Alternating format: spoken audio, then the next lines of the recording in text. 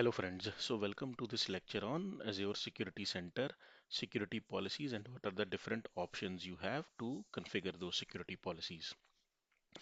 See, before digging into the security policy, we already have covered the section Azure policies, so I'll not dig much deeper into that because just give you a quick overview that we discussed that okay, we can use Azure policies to enforce various standards, or we can control cost, maintain security, or with the help of Azure security policies, we can impose the enterprise-wide if there are any design principles or there are any requirements.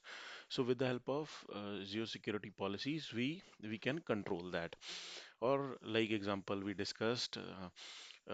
Within your infrastructure, you need something from a regulation perspective or from a security best practice, you can implement that.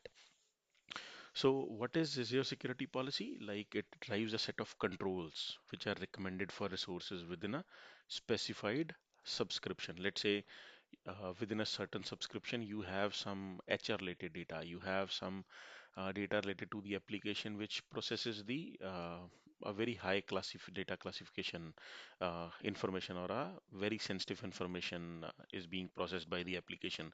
So on those kind of application, you need some different kind of security controls. Sorry. And then security policy defines the desired configuration for your workload and helps ensure you are comply with the security requirements of your company or regulations. For example, we discussed that in this for these particular VMs, or let's say within this subscription, all the resources should be tagged, or the desired state you want is all the VMs or all the resources within your cloud or Azure cloud should be tagged. So that is the desired configuration which you need or which you are looking for your infrastructure. With the help of security policies, you can achieve that. Or you need that, okay, there should not be any VM which is having the public IP address assigned, or management ports like 3389 or 22 is open. So you can restrict that. You can restrict that, okay, TLS 1 point encryption 1.2 should be used, 1.0 should not be used.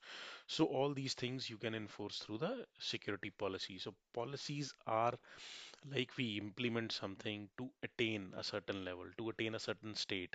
So that is why we implement the policies to meet with various regulations or with the compliance requirements. So security policy, when you select a particular subscription within the Azure Security Center, where we have seen the coverage and all those things in the last lecture, we have seen that. So you get a particular these options for a certain subscription. One is the prevention policy, with the help of which you can use this policy to configure as per subscription in the selection. Let's say OS vulnerabilities, you want to get recommendation, network security groups, disk encryption, SQL encryption, storage encryption. So all these options you can set for a particular subscription. And then is the email notification, to let's say which all notifications which you have selected, you want the notification and alert for high severity alerts, to whom you want to send the notification, you can provide the email address, all those things you can do. And then there also you can change the pricing tier from basics to standard, because from basic only you get a very few information about the just one or two like recommendations and all those things you get. But if you choose the standard tier, you get all the recommendations, like you can get the ability related to adaptive security control, just in time access, all those features you get basically with the help of tier. So on per subscription basis as well, a customer can change that, okay, whether they want to include this subscription into the security center or coverage, or to get the recommendations. So Security Center basically offers the following options with the security policy. The first one option is you get to view and edit the built-in default policy. So there is a built-in default policy within the Azure. If you'll open up the Security Center, that is named as ASC default, it is automatically basically assigned to all registered subscriptions which you have, whether it is free or standard. So basically, to customize this initiative or policy, you can enable or disable the individual policies within it. So there are a number of policies within this ASC default. When you open that, you can, you know, but have the various options that okay, whether you want to exclude, include, whether you want to disable this policy. So all you can do for the default policy. And then for the customer, you can have your own custom policies. Let's say, like I discussed, you want HTTPS should be enabled. You want that encryption at at rest should be enabled, or you can, that all resources should be tagged. So in the basis of that, Azure basically creates a recommendation for you because these are the policies, and Azure policies are, like discussed, they are the desired states. On the basis of that, Microsoft does the calculation and gives you the recommendation that okay, this is the desired state you're looking for your infrastructure, and you go ahead and remediate this particular thing. You will be secure as per your need, or as per your best practice, or as per your regulation requirement. See, policies you might be recommending from the regulation requirement as well. Let's say PCI DSS says that okay, TLS 1.2 should be used at least within your infrastructure.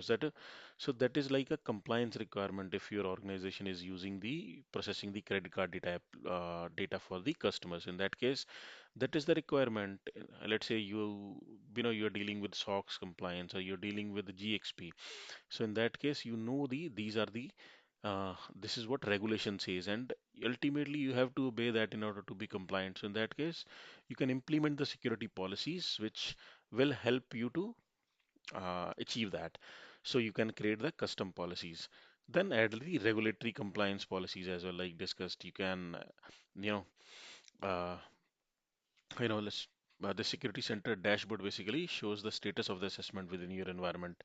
Let's say if as your security infrastructure is not as per the CIS benchmarking or NIST, or as per PCI DSS. So it I have just mentioned the few example. You get various kind of like ISO 27001, that how many number of controls have passed.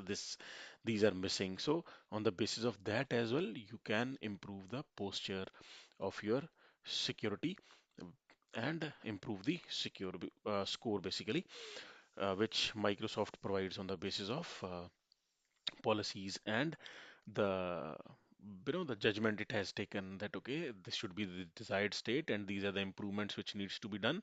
So as soon as you'll do all the recommendation, your security score will also improve. So this is it in this lecture. In this lecture we discussed about the security policies and what are the different options customers or you get when you open a subscription, like prevention policy, email notification, and to change the pricing tier, and then which are the options customer can get when they work with the security policies. So this is it, friends, in this lecture. Thank you for watching this lecture. Meet you in the next lecture.